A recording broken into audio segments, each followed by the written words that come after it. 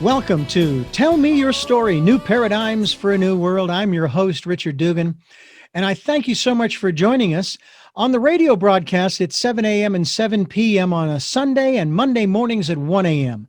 The broadcast podcasts are available on SoundCloud, iTunes, TuneIn Radio, Spotify, Stitcher, Player FM, Blueberry, as well as richarddugan.com, the homepage, as well as the radio shows page. And we encourage you, if you can, to support us financially to keep the programs moving forward and take care of all of the ancillary things through PayPal and Patreon accounts. They are for your security as well as ours. We hope that you will do your part and do what you can if you feel led to do so. We'll even take energetic support as well. And we also encourage you to go to our guest's website. We'll be giving you that during the interview so that you can continue your evolutionary process. We also encourage you to spend time in meditation, in prayer, in just quiet time during 2020, the year of perfect vision, and the 2020s, the decade of perfect vision.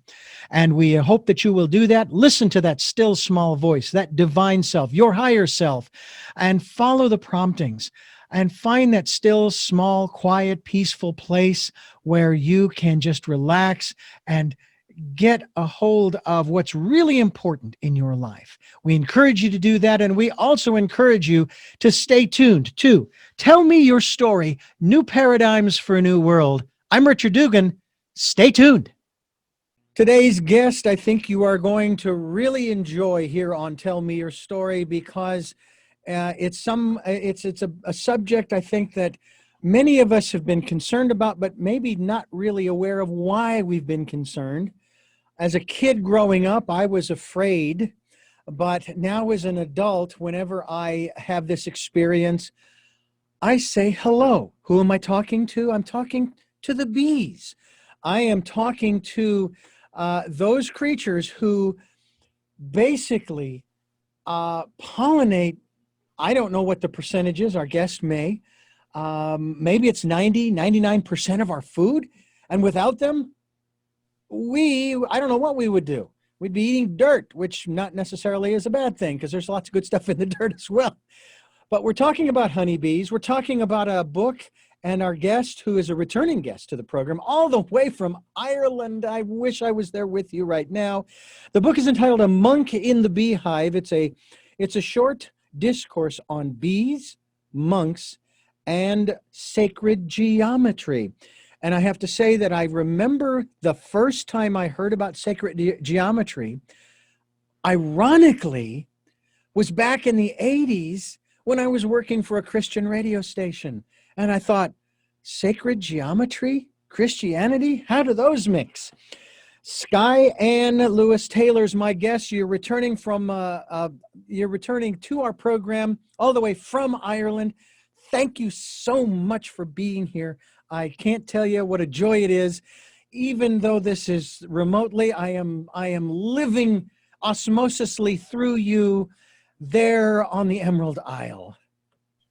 You are welcome here on the Emerald Isle, Richard. Thank you so much. I'm glad to be with you. Well, you be careful. We may take you up on that.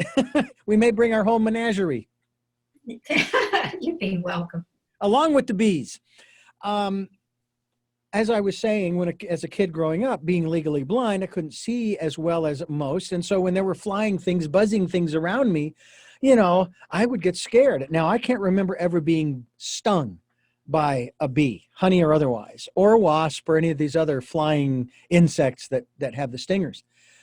But now today we have this enormous flowing, I don't even know what to call it, plant or tree or bush or shrub that is as tall as the house. And it's draping over the top of the awning to the entrance to the house. And it has these wonderful clusters of pollen and so forth that have popped out. And the thing during the day is literally buzzing. I mean, it's like it has a sound of its own, but of course I know it's the bees, it's the honeybees. Yeah. And I see them flying around. And of course, I'm very careful not to bump. We've got some limbs that are hanging in our pathway, so I may have to trim those, but I have to do that at night so as not to disturb the bees. Good But idea. when they're buzzing around, I say, hello. Hey, it's great for you. I'm glad you're here. It's so great to hear your voice. because I Yes. know the role they play. From your perspective, and I know that the weather in Ireland can be rather fierce at times, but Mhm. when it's gorgeous and green and blue skies and maybe a light breeze and it's maybe warm, maybe cool, the bees are out, I'm sure, in numbers. How has the bee population been doing in Ireland since we started hearing, I don't know, what, a decade or more ago about the beehive collapse, something along those lines? Colony collapse Colony disorder. collapse, yes. That came in the winter of 2006, 2007, and Wow. it um, devastated the honeybee industry. And there's a distinction between the honeybee industry and the care of bees more naturally. Mm-hmm. So the industry kind of collapsed in that period of time. This was in America particularly. I've only been in Ireland a couple of years, but what I've noticed, I live on the end of a farm road very close to the beach, on the sort of rugged coast of southwest Ireland. And almost all the bees that I see, and I've created a garden here, and it's full of bees, but they're not honeybees. Oh, They're wild bees. I'm sorry, And say again. They're what kind of bee? what we would call wild bees, Okay. in the sense that they don't cluster in a hive, they don't make honeycomb, they don't produce honey that people can then take. They live very independent lives, solitary sometimes. They can build nests underground and in various places. And there are, I think, many, many kinds of wild bees. They seem to be doing really, really well here. But I have very rarely seen honeybees come around. And they need different flowering things. Like your plant over your house is obviously in full flower and has probably thousands of offerings to make to honeybees. And honeybees are unusual in that they will only go to one flowering type at a time. They don't go from your tree to the next tree unless it's the same type of flower. Mm-hmm. They won't go from, a heather to a furze plant. They won't go from one plant to another. The wild bees will. They'll just see what's available right now, and just like a hummingbird, they'll go and have a little sip here and then another sip there, and then they'll come back 20 minutes later and that cup will be full and they'll drink again. But honeybees are monocrop oriented, just for the day perhaps. Mm-hmm. But the bees, any individual bee within a bee colony will not go from different flower to different flower, which is why they've been industrialized, because they are guaranteed to cross-pollinate your orchard, because they won't fly off anywhere else. They'll go from one almond tree to the next almond tree, carrying the pollen.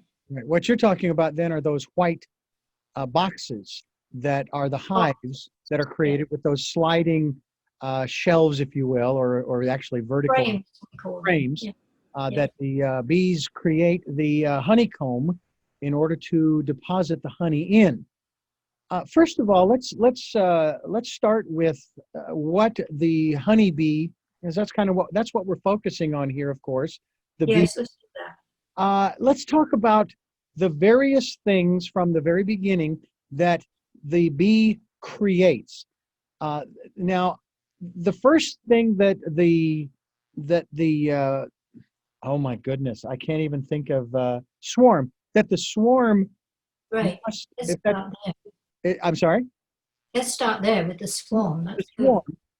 The first thing they have to do is they have to find a place to build the hive. The What honeycomb. the Yes. honeycomb? Okay, what is the criterion, as far as you're aware of, that they consider to construct the honeycomb? Great question. The first one, of course, is that it should be interior to something, maybe preferably a tree, Mm-hmm. a hollow in a tree, which is where one of the problems we have is that all the dead trees get cut down because of forestry practices that consider them unsafe for tinder. So then the woodpeckers and the owls don't have nesting places. And then after that, the bees also in the wild don't have places to go. So they might find a crack in the eave of your house and go up into the attic, for example, where they need a dry space. They also need a fairly confined space, but one with enough of a room inside to be able to hang their comb from. And that comb is usually hung in horizontally, and then it comes down in this catenary curve. It's absolutely beautiful. And what the priorities would be safe from high wind, dry, and able to be protected. So the entrance shouldn't be too big, partly because the wind could come in, but partly because the bees can't protect a large entrance.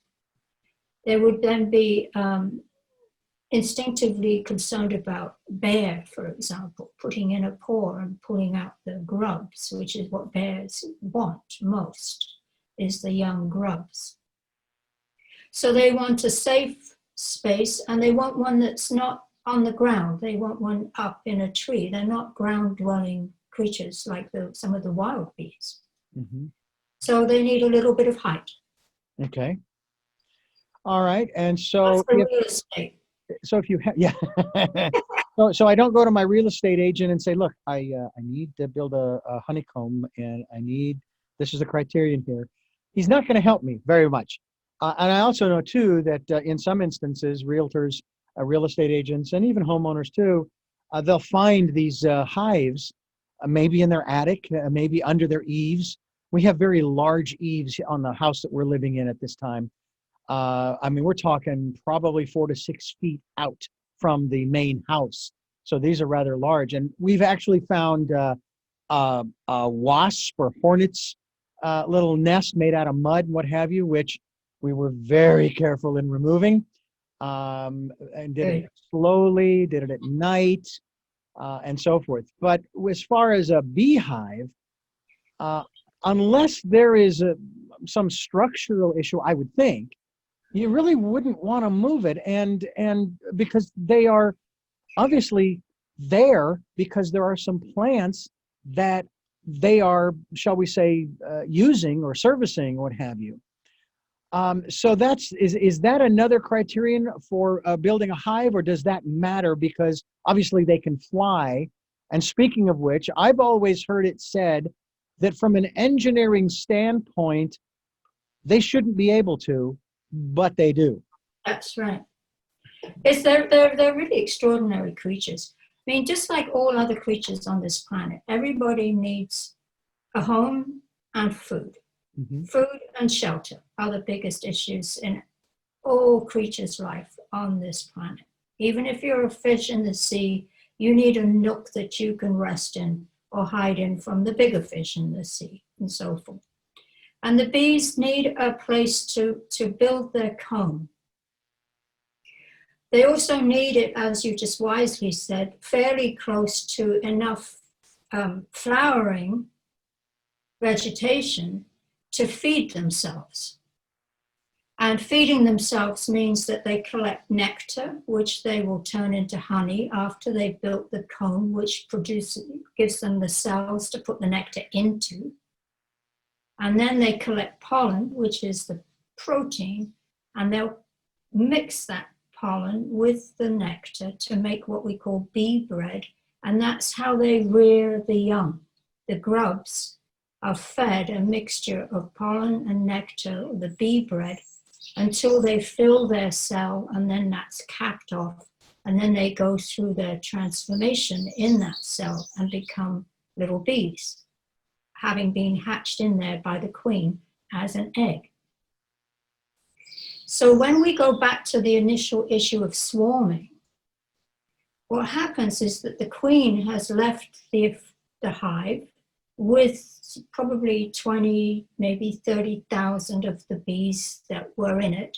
And she's left behind some queen eggs in special sacs that's shaped correctly for a queen to develop in. She's left behind lots of grubs, or brood as we would call it. She's left behind racks of a comb of honey and bee bread. She's left behind an entire little setup, complete with bees to keep it going while the new queen hatches out. So they're extraordinary.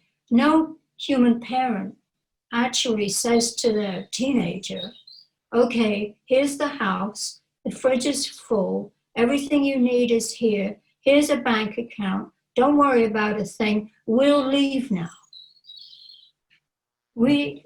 It's completely opposite to the way we think. The queen leaves with all of these bees and simply flies out one day and hangs on some nearby tree, and then all the bees cluster around the queen. Bees are very, very rarely going to sting you when they're swarming. You can walk through a swarm and not be harmed because they're protecting the queen and they are intent on this very short window of time that they've got before they need to start building comb so that they can go get the nectar, get the pollen, get it in the comb, start creating the stores that they need so that the queen can start laying the eggs and they can start making this whole new colony inside whatever cavity they find, which we call a hive. If a beekeeper comes along and finds that swarm, sometimes they just pop it in a bucket, you snap the twig it's on, make it drop into a bucket or something, make sure you've got the queen in there, and then take it to a hive and basically pour the bees in like water. And you'll know if the queen is in there because some of the bees will come to the entrance of the hive and stick their butts up in the air. And that's what the guard bees do. They won't guard the hive if there's no queen. Wow. So you tell by the behavior of the bees whether you've got the queen, and then if any bees are left out and you're not far away, they'll find her. But the thing is that the bees themselves we express as a colony, and the house they live in is the hive, whether that's inside a tree or in your backyard personal hive. And they are not difficult to care for. If you have, let's just say you have these boxes, these white square boxes, the hives to allow the bees, you have to keep adding to that over the course of time. Otherwise, will the bees eventually, when all of the hives are filled, all of those trays, frames are filled, will they move on? Well, what you're talking about, the industrial hive. Right, right. It's called a Langstroth hive, and it was invented in 1851 by a man called Langstroth. And it's totally oriented towards the pleasure of people. It's not oriented to the kindness of bees. Okay. It's for industrial honey making. And so what happens is you put these frames in, and the frames are filled with pre-pressed honey comb. It's actually not wax. It's got chemicals in it that are not healthy for the bees. The size of the comb is not exactly what a bee would build. So you're changing the whole biology of the bee by making it fit these industrially pressed comb that you put in a square hive. There's no catenary curve. There's no grace. There's no freedom. The bees don't get to wax out, which is what they do. They produce wax from their little chests. What happens to the bee system, their glandular system, when they can't wax out? we have to ask this question. And the reason these hives are used is because it's convenient. And this word convenient is what is so destructive to our entire relationship to this earth right now. And the bees were really what we call the canary in the mine when they started collapsing 14 years ago. So when you take a Langstroth hive, a regular box hive, which are often painted white, you can stack them. Very convenient. Mm-hmm. You can put what they call a queen excluder between two stacks, which means that the queen, who is very big, can't actually get up to that stack. Only the worker bees can get up there. So the only thing that's going to happen up there is they're going to put honey storage up there, which you can then conveniently come along and take away. So it's all about control. Okay. And so all about money. When somebody said to me some time ago that they were a vegan and that Mm-hmm. they didn't even eat honey Mm-hmm. because it was produced through slave labor, that was what they were talking about. Exactly. Okay. Yes.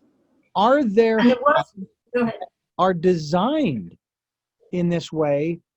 Again, we're going to be talking about more industrial, what have you, methods, but are there hives that have been designed, aside from this square box, that are more conducive to the way in which bees would do this? Or should we just stop harvesting honey, period, and leave it be? And then what's going to happen to that hive and the honey if it's not harvested, if it's not, after the hive is full? Okay, so there's a few parts to that question. Yeah. The first part would be with the box hive and the idea that a vegan wouldn't take honey because the bees are slaves to the industrial beekeeper. It's a very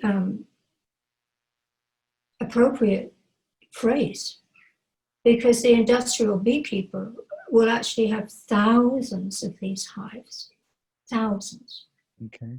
and put them on 18-wheeler trucks and cross America from coast to coast, put them in the almond orchards in California, which are miles, hundreds of miles long, totally unnatural in the California Valley, requiring a great deal of water, which makes other aspects of the environment suffer.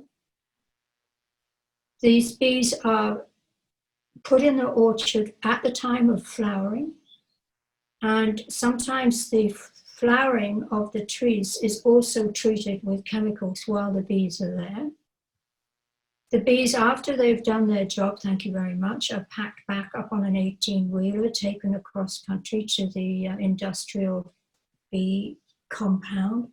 The honey is taken out and spun for the marketplace.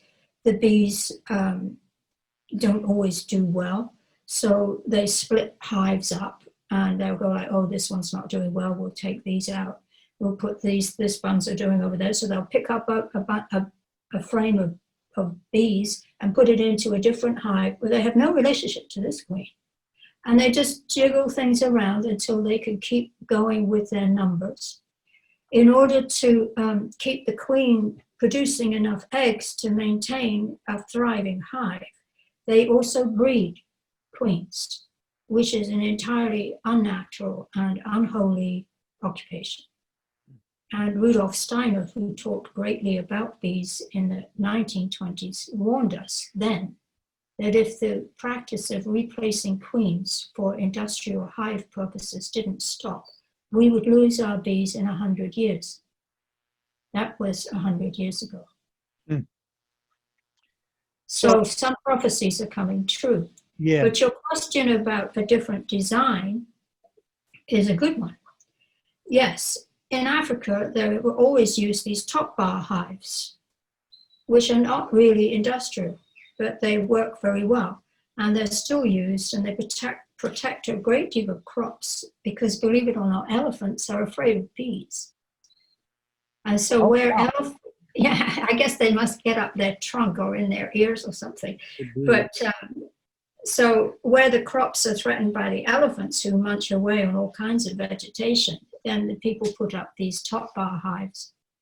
In my own book, which you've mentioned kindly, I have designed with the bees in conversation and meditation and just learning from them another top bar hive, which utilizes the sacred geometry of the honeycomb. So it's made with the same kind of dimensions that the bees themselves work with. Other people have created other hives. There's a sun hive out of England, which is very beautiful. It's woven out of willow or some kind of basketry, but it's not really rainproof, I don't think. I'm not sure about that, but it's certainly lovely. And there are other versions of the hives, many of which do well, but not great. When you say that the honeybees are easy to look after because of the Langstroth Hive, you could just pick up the box and add another one and do all of that, then what we're talking about is the same way that in our modern society, we like to stack things. Mm-hmm.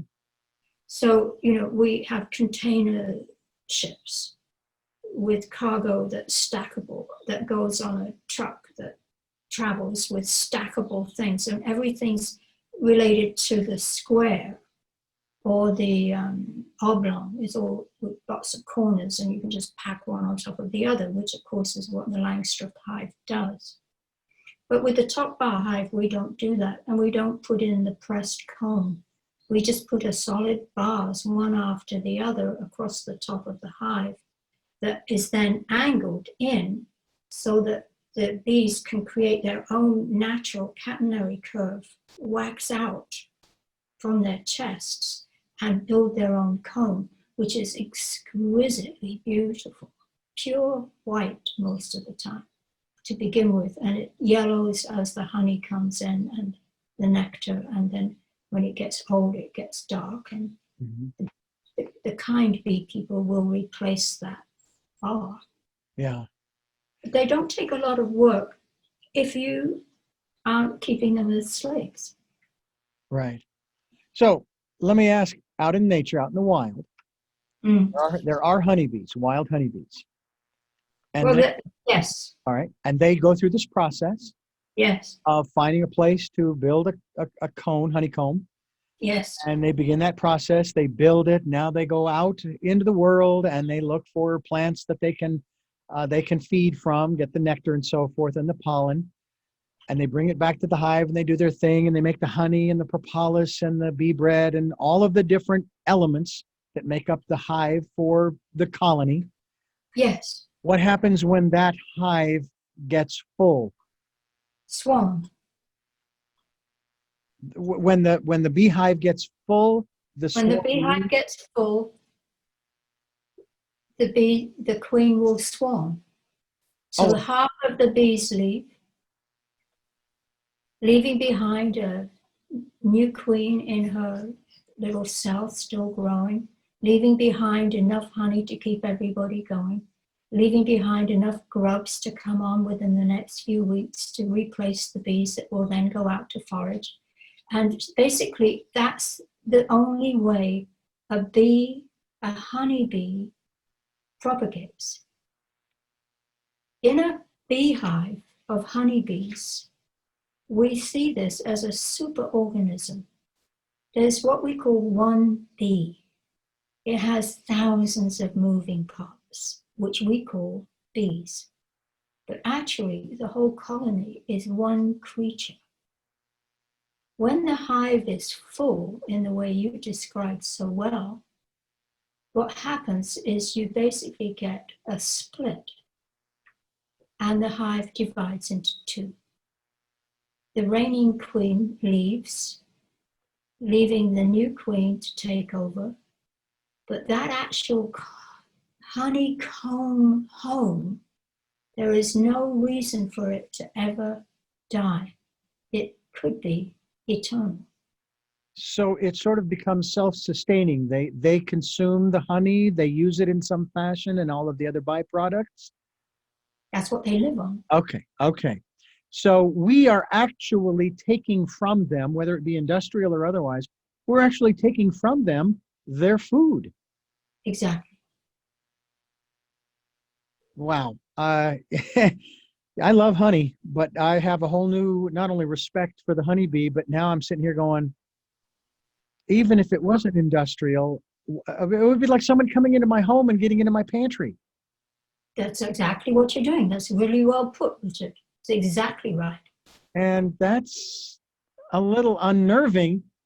It's been said time and time again, especially when talking about children learning about growing of the foods that we eat, that they need to know where their food is coming from, whether it be a chicken, a cow, milk, fruits and vegetables, honey, whatever it is. And it's like, okay, the milk is usually for the calf when you're talking about a cow. And yet we're taking, and we've mass produced and now industrialized the whole milk industry by forcing cows to continually produce milk, even though they're not having calves. We sort of keep them in that post-pregnancy phase. Whereas a human being, a human woman, she has a child, she produces breast milk for a period of time.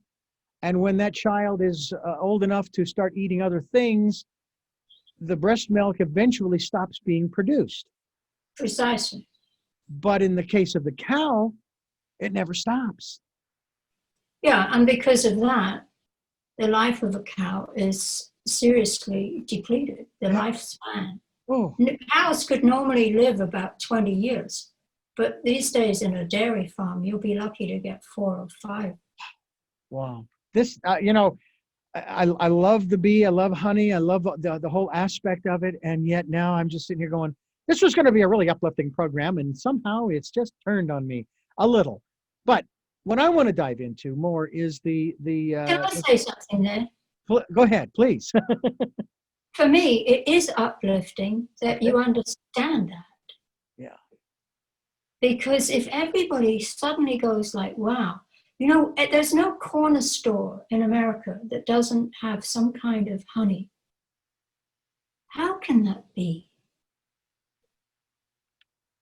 When people see bees, they think honey. We think, oh, what's in it for me? We don't realize that's what we're thinking, but that's how we think. I want milk. I expect the supermarket to have full shelves of milk every week so that whenever I happen to go in, it's available to me.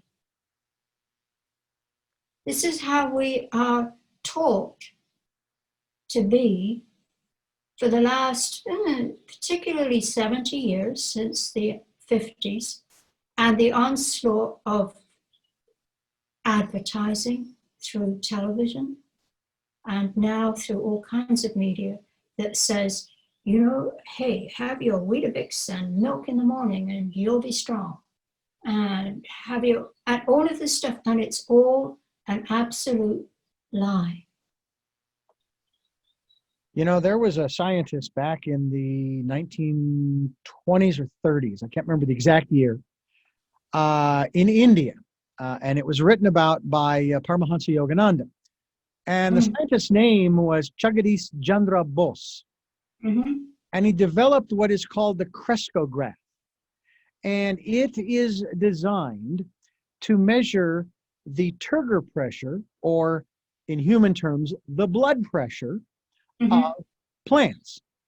And he began to do experiments on these plants by using chloroform. And he would put chloroform right next to the plant, and the turgor pressure would go down, down, down, down, down, down, down, almost to non-existent. And he'd take the chloroform away, and the turgor pressure would come up, up, up, up, up, up, up, up. And through other experiments, he determined that these plants were living, not just in the terms of what we think of in a garden. You can pick live food and take it in, but that they had I don't know that he went so far as to say they had consciousness, but that they could experience certain sensations, if you will. And so awareness. There's awareness. And so I got to wondering, thinking, okay, I understand about the animals, all right, these now, the insects, the birds, the fish. I get all of that.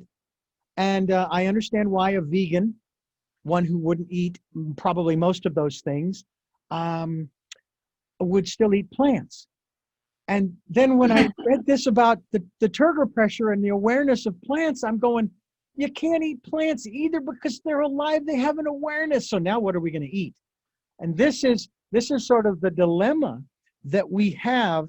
And maybe it's not so much of a dilemma because you've sort of talked about the difference between industrial beekeeping and just in maybe individual beekeeping using some of these other forms of a honey collection. Again, that's still their food. That's where the dilemma comes in. It's like, okay, how do I justify this act of taking what is theirs? Robbery. That's what it is. So. But one of the things that can be done here is in the spring when the hive is busting and the honey is coming in and before a swarm, most of us who are tending bees in a kinder way feel perfectly okay about taking the last rack of honey and putting in a clean bar, which they will simply build comb on and put more honey in, and saying that's enough for my household, thank you. And we might do it one more time, maybe in July, but we would never take honey after that. You don't take honey from a hive in October because the hive is building up the winter stores. Right. So at the most, I would take out 2 bars of honey a year. And I wouldn't put it through centrifuge. You can't with top bars anyway. They don't fit that kind of industrial machinery. You just put it in as pure honeycomb into jars or boxes, and you keep it for medicinal purposes. So if you get burns, or if you have a cold, or if something is needing honey as a medicine, you have it. But you don't use honey as honey and toast for breakfast. You use it with great respect and little, but you use it in the same way. Yeah. Everything on this planet exists because it eats something else on this planet. We have to eat. Yeah, there's an interesting paradox people are unaware. We talk about, knowing where our food comes from. Well, and everything, not only one thing eats another, but everything has a byproduct, right? Whether it's excreted or it's created. For example, spiders, they create that I don't know what it's called, but it's what they use to make the web. Okay, it's the webbing. Silk. Yeah, the silk. All right, and that's obviously created through the consuming of other smaller insects and so on and so forth. I don't know. I'm not an entomologist, so I don't know all the details. But the point is, when you start thinking about that in the context of what we consume, or even what we breathe in, okay, plants, trees, shrubs, whatever you want to call them, anything that it takes in carbon dioxide, all right, and its byproduct, or even you could even call it its waste product, because we consume stuff and then we have waste, right? In addition to, of course, running the machine that we live in. Yes. All right, so we're breathing in the waste byproduct of plants. Okay? Well, we're symbiotic. Yeah. The word here is symbiosis. Yeah, exactly. We need them and they need us. Exactly. So this has been this is very enlightening, I think, for many of us, including myself. I mean, we have chickens, for example, and I remember time and time again, people would ask, when the chickens get too old to lay eggs, will you eat them? And we said, no, of course not. We would never do that. Not because we've personalized it and we've made them our pets. No, because we wouldn't do that. The girls give their all. That's what we call them, our girls. When they give their all to create an egg, all right, which is I learned a few years ago by a gentleman who used to prepare hens, for eating. He said that he cut one open once and he saw the factory. And the factory was a series of graduated size eggs inside the hen. Wow. They don't create one egg at a time. They're constantly creating them. They're all different sizes. And then, of course, the largest one pops out and makes room for the next one as it's finished its process. But at the front end of the line is just this tiny little thing. Mm. And that's how they produce eggs. And we are so grateful. We are always, every time I go in to gather up eggs in the evening, one of the girls may be sitting on one of the eggs, and I'll say, I'm sorry, I need to take this, because first of all, it's not fertilized, so it's not going to hatch and grow into a chick that you can take care of. But I thank you so much for your contribution to our household. Because not only do we eat them, every so often my wife will cook one up for the dog. Now, the cat's not interested, but they're interested in the chickens, but not in Let me ask you this, though. Yes. Do you buy chicken to eat? We do, and we do our best to buy organic. Mm-hmm. And we don't tell the girls that that's what we do. So it is about your personal relationship. It is. It absolutely is.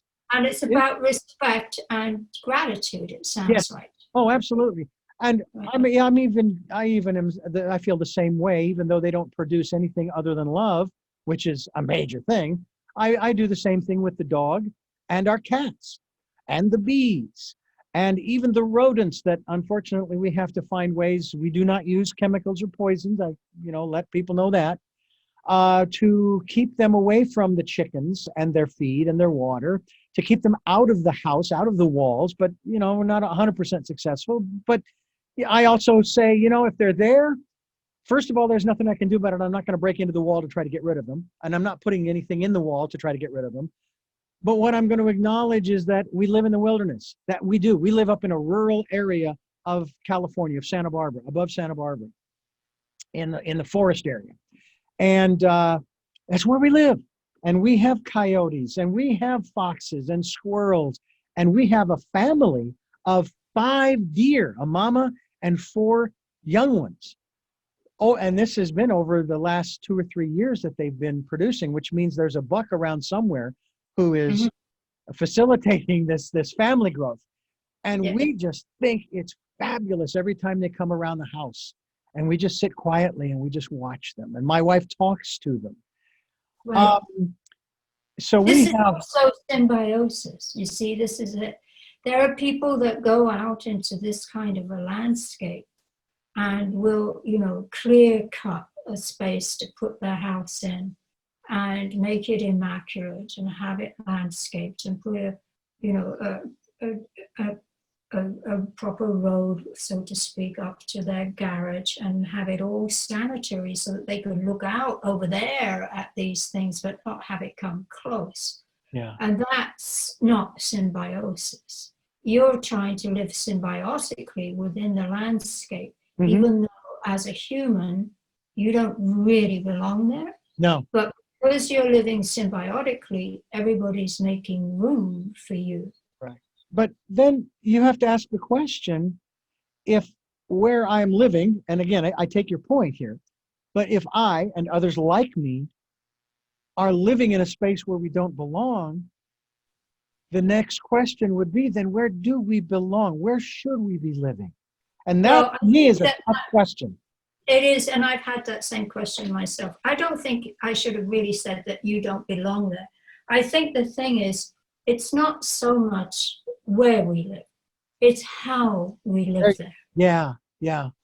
I think, I mean, the Native American people, I have so much respect for Chief Seattle and his speech or his letter to, I guess it was King George or somebody that decided they wanted the red man's land.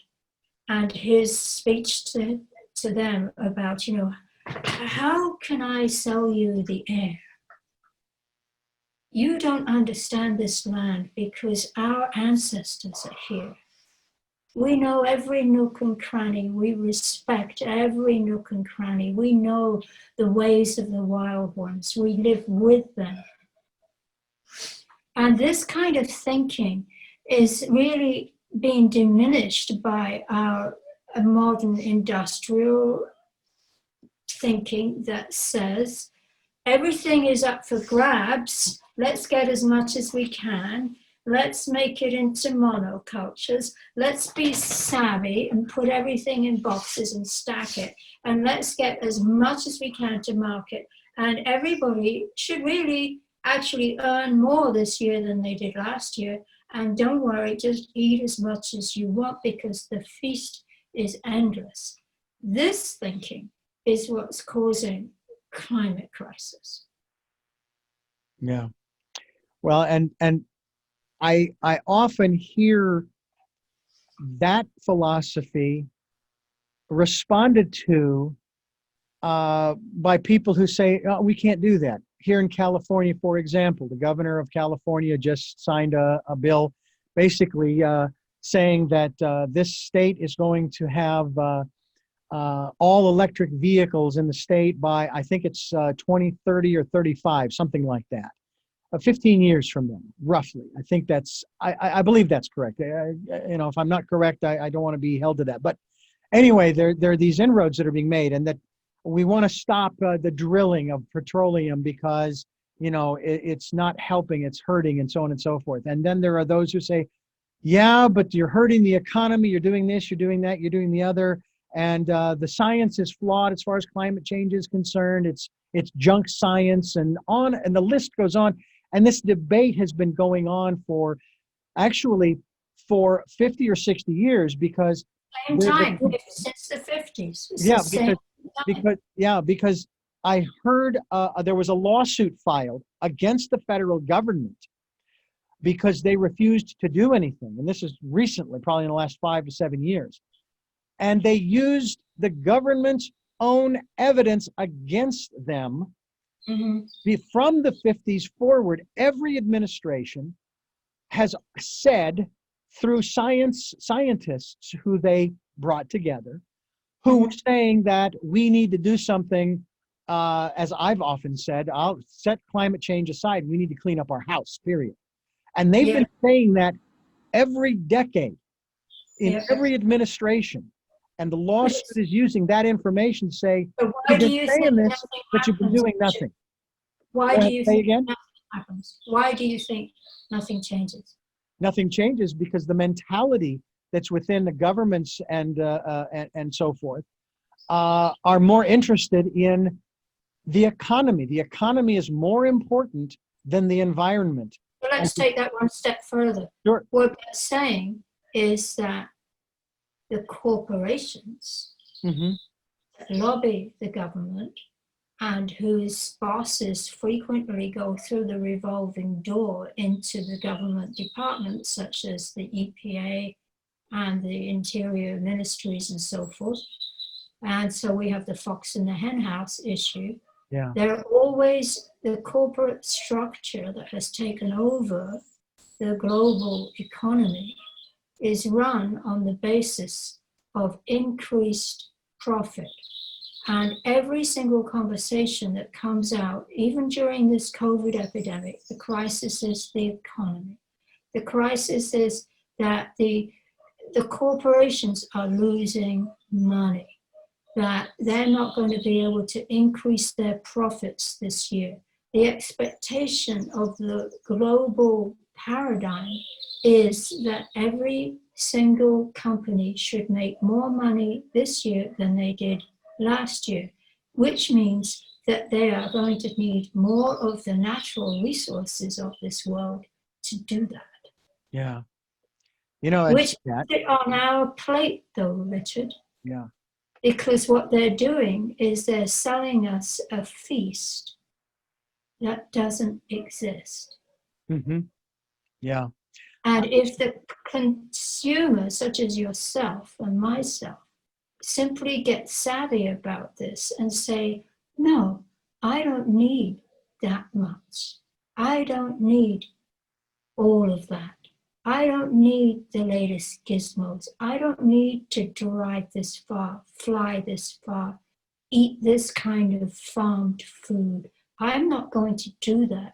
I'm satisfied with what I have, as long as you have enough. Mm-hmm. We have the power of the purse. How we spend our money in the supermarket, in the health food store, can grind this to a halt Mm-hmm. if we leave the feast. Well, and that in and of itself is difficult for a lot of people because they don't want to change their lifestyle. That's right. So they'd rather ignore the effects. And this is the problem of not thinking through consequences. Yeah, yeah. We're talking today about, we've kind of got a little far afield here, but we're talking with Skye Taylor, author of A Monk in the Beehive. It's a short discourse on bees, monks, and sacred geometry. Let's talk about, there are a couple of the questions I want to ask about bees before we go, because I want to talk about the aspect of the monk in the beehive. Okay. First of all, give us the hierarchy of the colony. We know there's as far as I know, there's the queen and the drones, but you've already described a couple of other levels there. So give us the hierarchy. So the queen bee, without a queen, there's no colony. Okay. She's the center of the whole thing. And her chemistry, her pheromones are individual to each queen bee, and every bee in her colony is imprinted with that, which is how come they know where home base is. In the beehive, the work is done by the female bees, called the work bees, who are sterile. The only fertile female is the queen.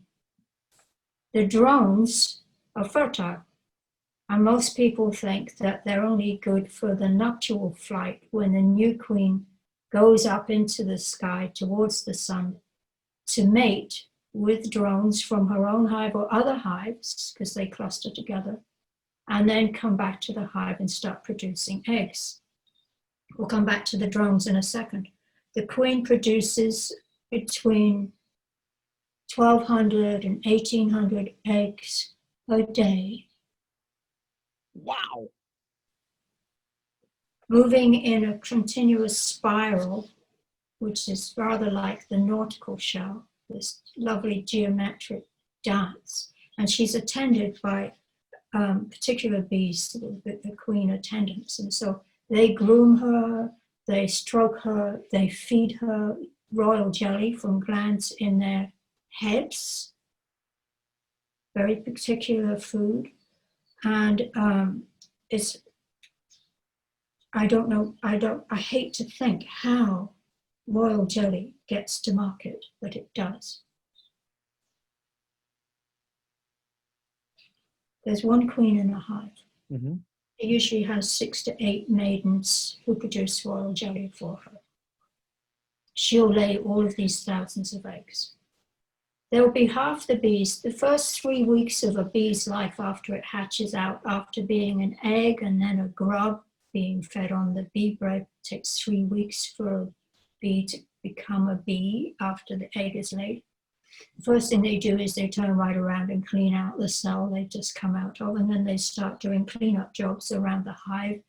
And they learn their way around the hive doing all kinds of things. And then after 3 weeks, they start to go outside the hive, and the drones will give them an orientation flight somewhere between 3 and 4 o'clock in the afternoon. And they'll fly around the hive so they kind of know where home base is. And the very next day, they'll start going out to the harvest to bring in pollen and nectar. And they'll do that for 3 weeks. So now they've had 3 weeks from egg to birth as a bee, 3 weeks inside the hive. They'll work outside the hive for 3 weeks, and then they'll simply drop dead from exhaustion. This is cell death in the colony of great bee, one bee. This is like a cell of your body dying, and it will be replaced by the next bee because the queen keeps laying 12 to 1800 eggs a day. It's self-generous. So it's not sort of like a sadness because one bee died. It's like that's normal. It's like your own body sheds cells and reproduces cells. Your entire body system is replaced something like every 8 months. So the girls they live about 9 weeks. The drones tend to live about 4 months. And they cluster up they go up in the air. They don't go out to the field. They hang up at some altitude, and drones from different hives gang together and just hang out there like boys in the hood. And my thesis is that they're barometers for the hive. They're checking the wind shear, they're checking the incoming weather. And a lot of beekeepers in the industrial world will chuck out the comb that is built for drones because they need bigger cells, and they don't allow the drones. So then the hive doesn't know when the storm comes in or when the temperature is going to drop because they don't have their barometric reading coming in when the drones come back into the hive. Mm-hmm. This is my own personal presentation of the drone. Mm-hmm. So, and then the queen herself, if she's not manipulated, it can actually last 8 years. So she could swarm every year for 8 years.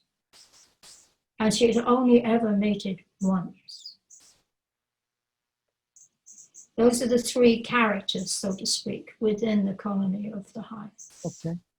Now, the second question is, tell us in terms of tell us about the various elements of the honeycomb, the hive. We know about the honey, we know about the pollen and the royal jelly. What else is contained within the hive that humans have found uses for? And when you do it in a humane way, as you've described, for example, honey, just take the comb, put it in a jar and so forth, and for medicinal purposes, you wouldn't put it on your toast. I understand that. What are some of the various elements within the hive? Well, the other part of the hive, there's the area where the queen lays the eggs. So the cells that are built there are slightly smaller for the cells that are going to produce the worker bees, the girls. And the cells that are built for the drones are slightly bigger. So in a natural hive, the bees will do this. They'll make different size cells. When the queen will lay the eggs within the center of each of these catenary curves, usually, not in the whole thing. And around the edge will be the honey and the bee pollen so that the food for the grubs is close to where the grubs are. And these bars of where the grubs are is called the brood nest. Now, fishermen will come in and take out a bar of brood because they could put it on their fishing line and catch fish because they're fat and juicy grubs. Mm-hmm. If you want to know the human use of these things. Usually the honey itself, the pure honeycombs, the combs that have only got honey and no brood, which is all a beekeeper would ever normally kindly take, is towards the back end of the hive, away from the brood nest. and it's brought forward as needed. And it's usually for the worker bees themselves to eat from. They live on honey. The drones also live on honey, but they don't know how to feed themselves. So when they come back into the hive, the worker bees feed the drones from the honey. The honey and pollen together as bee bread is usually stored near the brood nest to feed the grubs. That's all that's going on in there. So let's dive into the book that you have written here, A Monk in the Beehive. This is again authored by Skye Taylor, available at Amazon and other. I have my copy. I actually went online and purchased it's a short discourse on bees, monks, and sacred geometry. And I'm going to go backwards. The shape of each of the individual compartments in the honeycomb is a particular shape, and they're all shaped the same? They're all, except for the queen cell sac. If Okay. the queen is going to lay an egg to produce another queen, there's a very particular pendulous cell that is made, because queens are very large, much larger than the other bees. Yeah.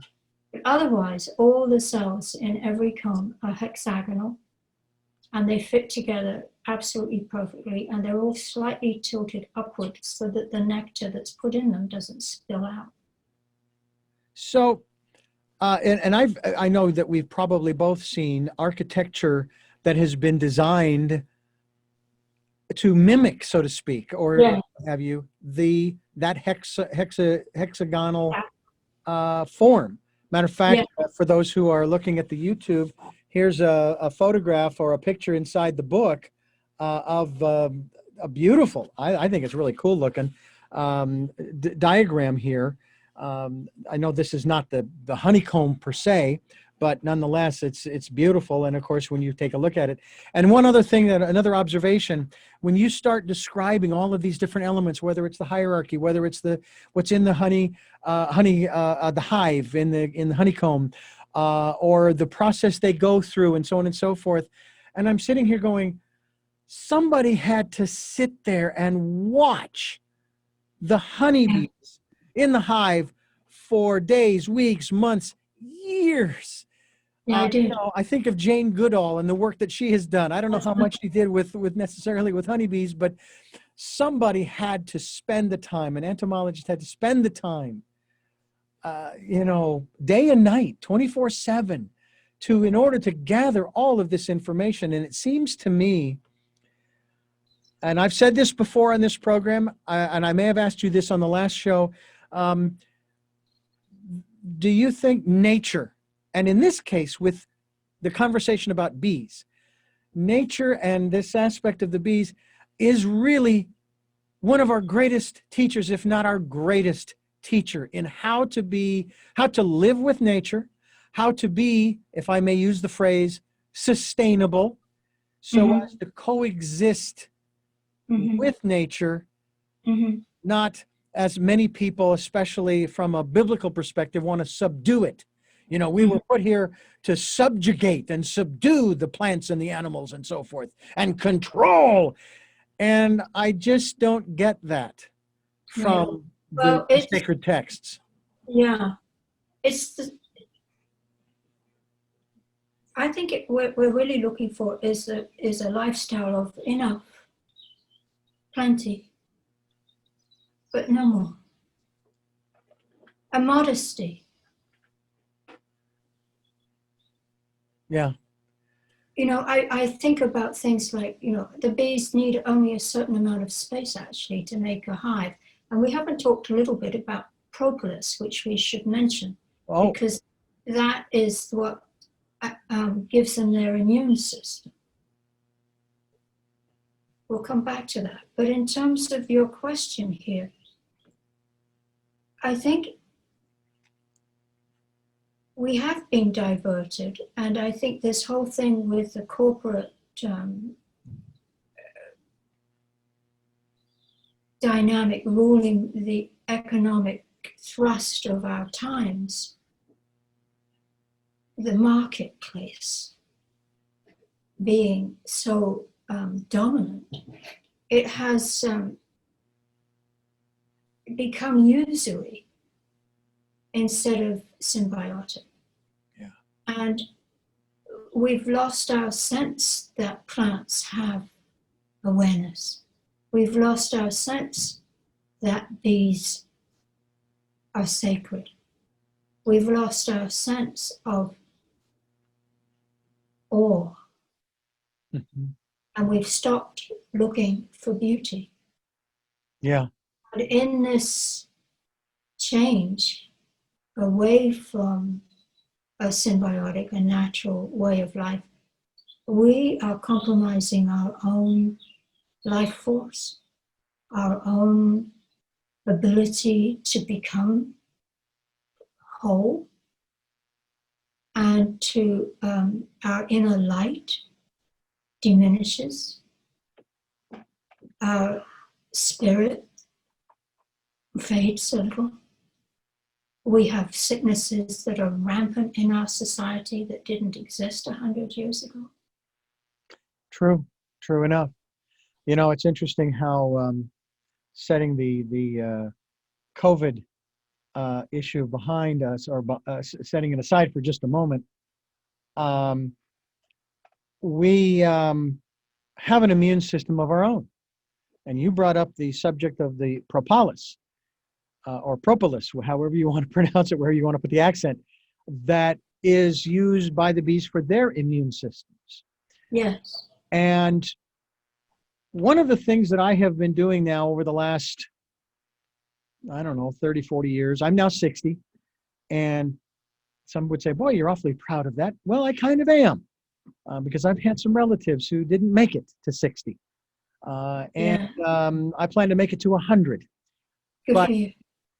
I believe that if my immune system is fortified by eating green leafy vegetables and those kinds of things, and living plants and fruits and so forth, and trying to stay with primarily organic things, although Yes. my feeling is, and we had a situation here in Santa Barbara on the South Coast where this was, my premise was laid bare true. You can slap a label on anything, call it whatever you want, and it'll probably, and it could be just garbage. But Exactly. trying to stay with organics, buying locally, buying from the local farmers, because the local farmers are not using chemicals in the same way as the industrial farms. We're talking small farmers, you know, maybe a few hundred acres, if that kind of thing. Anyway, so if I fortify my immune system, I am going to ignore the messages that I get on my medical app that tells me it's time for your flu shot. I haven't had a flu shot in 40 years. I've never had one. You know, and I may have had one earlier than that when I was still living with my parents as a child and a teenager. But as an adult, I can't remember the last time I had one. And it's got to be at least 40 years, or if not longer. And I've been exposed to it, I'm sure. Well, I also believe, though I also acknowledge the dangerousness to many of our citizens around the world of this coronavirus, or COVID-19, it is dangerous. Yes. And yes, it is possible, if your immune system has been strengthened and you don't have a bunch of underlying conditions. I only have one, and that would be high blood pressure, but I'm taking care of that.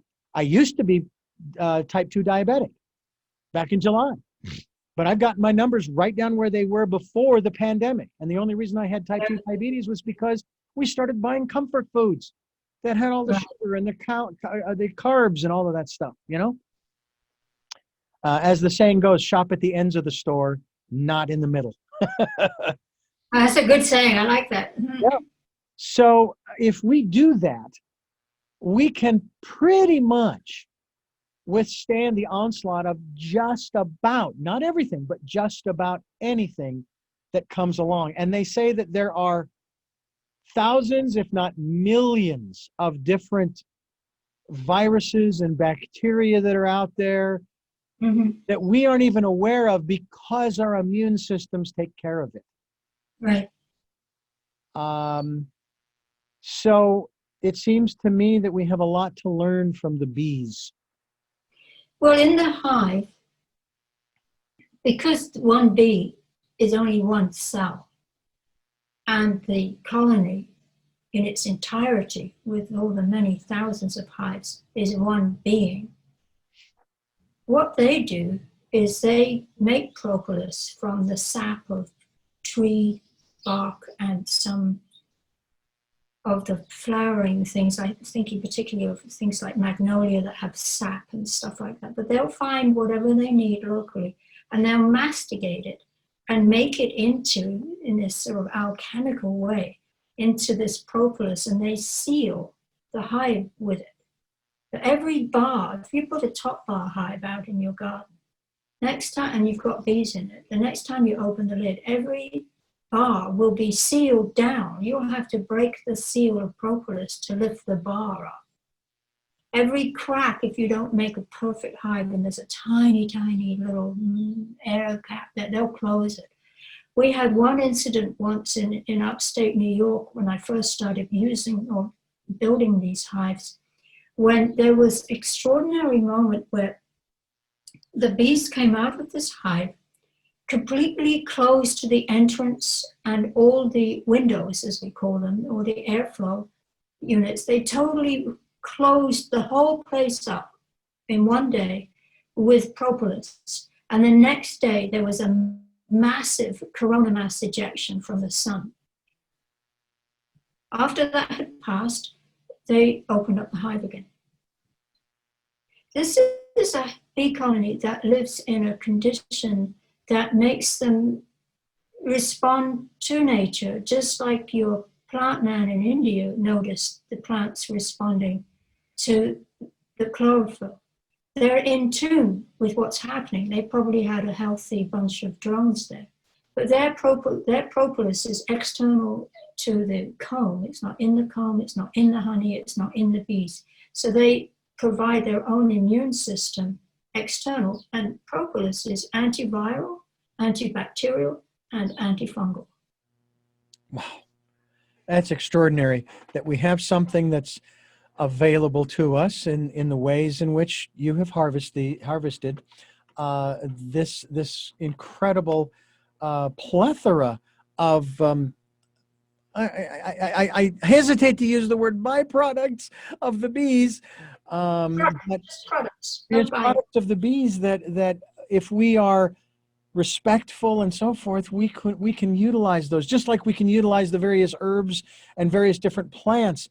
I mean, right. I produce a program that deals with gardening, and one of the things that they talk about on a regular basis in terms of protecting your garden plants, the foods that you're growing from insects and what have you, is to grow magnolias around the garden, because they're natural, if you will, pesticide or anti-bug kind of thing.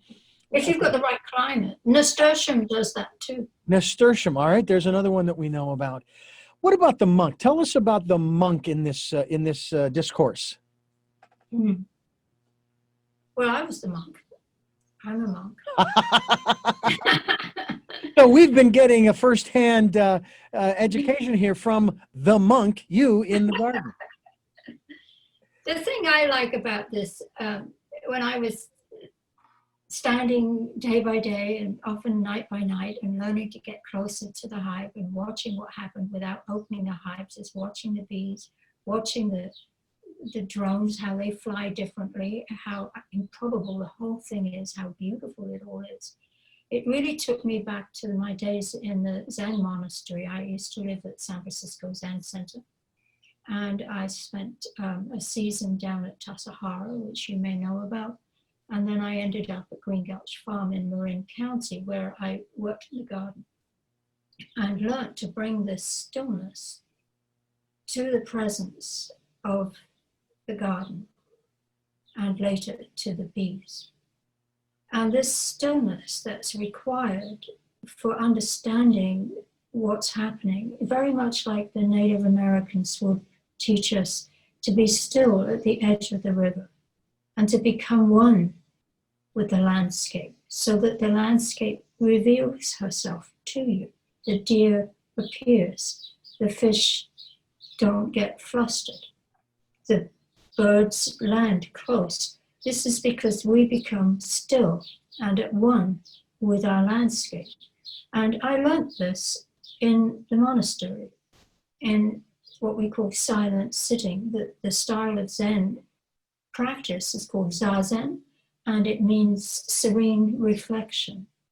And so when we learn to become still, when we live in a simple room, we get fed simple food, we do the work that is required to maintain the monastery, whether it's in the garden or the kitchen or in the meditation hall or the plumbing. Mm-hmm. When we just do these things because that's what we're doing, rather than doing them on the way to doing something else, something better, or doing them with any resentment, if we just remove our sense of what about me and enter the activity, whether it's silent sitting or making a beehive, something happens to shift our perception that allows us to meet beauty. And when you meet beauty, everything changes. Yeah.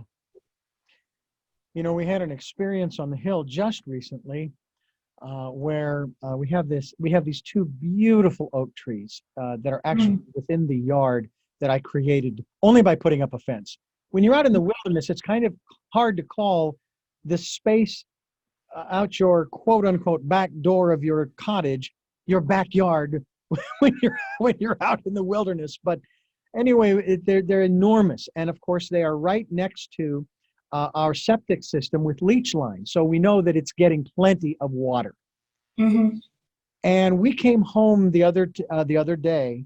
We went into the backyard because we're in the process of building a greenhouse. I'm turning the soil to level it out so we can put down pavers, stone pavers on top of that to build the greenhouse on top of, to give it a good foundation. And all of a sudden, I looked over at this giant oak tree, and one of the limbs, and this is an enormous limb, 20, 30 feet long, had broken off the trunk and crushed the fence. And of course, I had to go through the process of cutting it up to get it off the fence and fix the fence and so on and so forth. And right now, everything is just laying there because the weather's not been conducive to doing much. It's been a little too warm. But number one, there's going to be some firewood, certainly. Right. But the biggest thing for me is how, I don't know if you have these in Ireland, but we have these green bins along with the amber or brown bins for garbage, blue bins for recycle. We have these green bins for garden waste, as they like to call it. Mm-hmm. I never use them. Good. It's like, what are you talking? Because with this giant oak tree, over the last 14 years where we've lived, I built this dog run for our dogs. And everything was low, and I had the barriers and this and that and the other. Well, over the 14 years, the level of dirt has risen by at least 6 to 8, maybe 10 inches. Wow. That's just from the leaves from the oak tree falling, decaying, and mixing with whatever else is in the microbes and stuff. That's fantastic stuff for your garden. You spread it out on your beds. It'll be fabulous. Absolutely. Yeah. And of course, when we get the greenhouse built, I'm sure she'll use some of that, in some of the pots or beds or whatever that she's going to have inside there. But it's one of those things where people seem to think, and I used to get on my high horse about this when I lived in Phoenix, Arizona, which is a desert.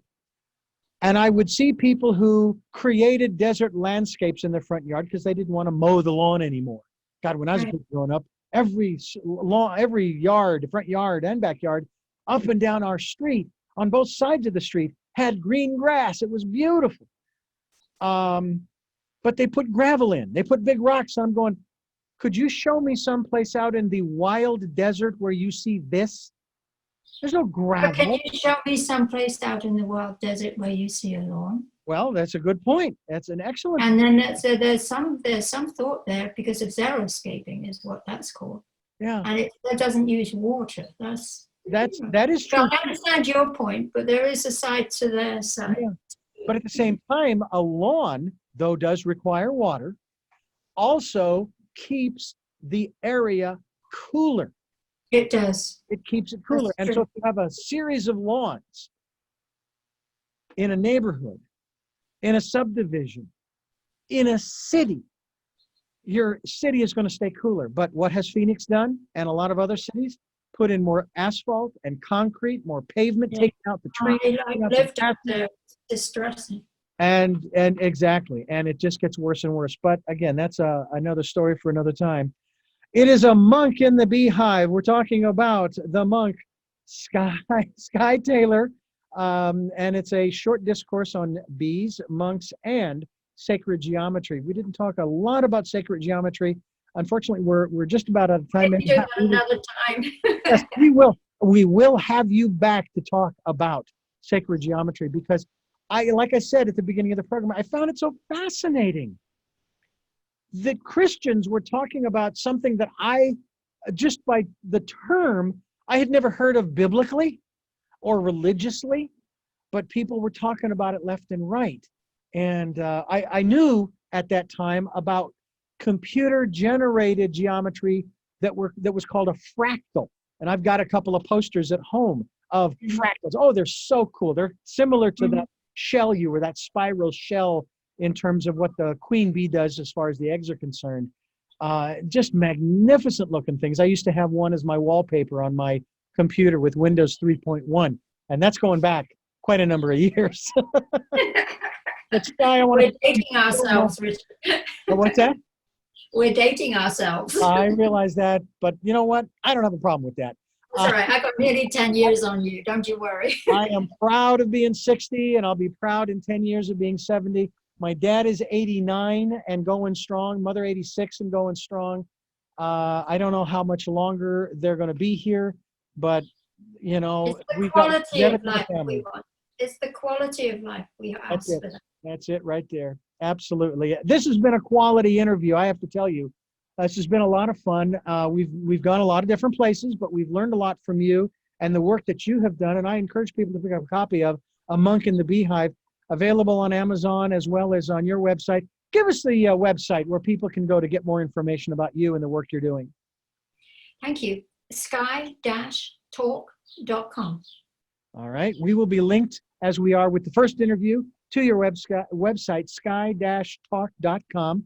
And we hope that you will avail yourselves of the radio broadcast Sundays at 7 a.m. and 7 p.m., Monday mornings at 1 a.m., the podcasts on SoundCloud, iTunes, TuneIn Radio, Spotify, Stitcher, Player FM. Also supporting us financially through PayPal and Patreon accounts that are on the homepage as well as the radio show's page. Also participate in the 2020s, the decade of perfect vision. Please spend some time. If I can do this and the bees are still there, I would just maybe stand outside of a safe distance from them, and not because of COVID either, a safe distance from them so that I don't disturb them, and just sit and listen, even close my eyes and just listen. What a marvelous sound they make. It's just incredible. Take a chair out there. Take a chair and sit down folks. And let them move that sound into you. Absolutely. I mean, that's the sound of the planet, folks. I mean, if you want to think about it. But find that still small place, listen to that still small voice, get that encouragement, that inspiration, that education, that information during the decade of the 2020s. And we also hope that you will check out the YouTube video of these programs that are available at my channel, which is Richard Dugan. You can type in Richard Dugan, probably tell me your story as well. And you can watch these programs as well. And I thank you, Skye, for joining us again and giving us so much time. This has just been wonderful. I want to ask you those 3 questions. I know I asked you last time, but sometimes the answers change. What are the questions? The first By the way, question. before you ask the questions, Oh, I before want I'm going to answer say the questions now. thank you very much. I rarely get the pleasure of such a wonderful conversation. Thank you. Oh, you are very welcome. And you know what? Somehow, some way, we are going to take you up. I've been wanting to move to I fully Ireland. expect to see you here when we can do that. Well, I will let you know before we leave, before we take off Yeah, please do. from LAX. But we've wanted to move there for, well, since 2003, 2004 when we went there for my wife's birthday, and I've wanted to move there ever since. And it's just been a great. First of the three questions before we run out of time here is, who is Skye Ann Lewis Taylor? Skye and Louise Taylor. Louise. Skye Taylor. One of many. What is it that you hope to or want to achieve through the work that you're doing now? To help people think differently and to ask deeper questions. Finally, what is your life's purpose? To relieve suffering and the fear of death. We thank you again for joining us here on the program. And again, we look forward to having you back again to talk more about sacred geometry and the work that you're doing there, and get an update on how things are in Ireland as well. And we thank you for listening to Tell Me Your Story, New Paradigms for a New World. And I guess I should say listening and watching on YouTube, as well as the podcasts and the broadcast. I'm Richard Dugan, and I thank you again for all that you folks do to change your lives and the lives of the people around you, and getting more in touch with the earth, the plants, the animals, and all that keeps us going and trying to make it more sustainable. And until our next broadcast, podcast, videocast, love to love.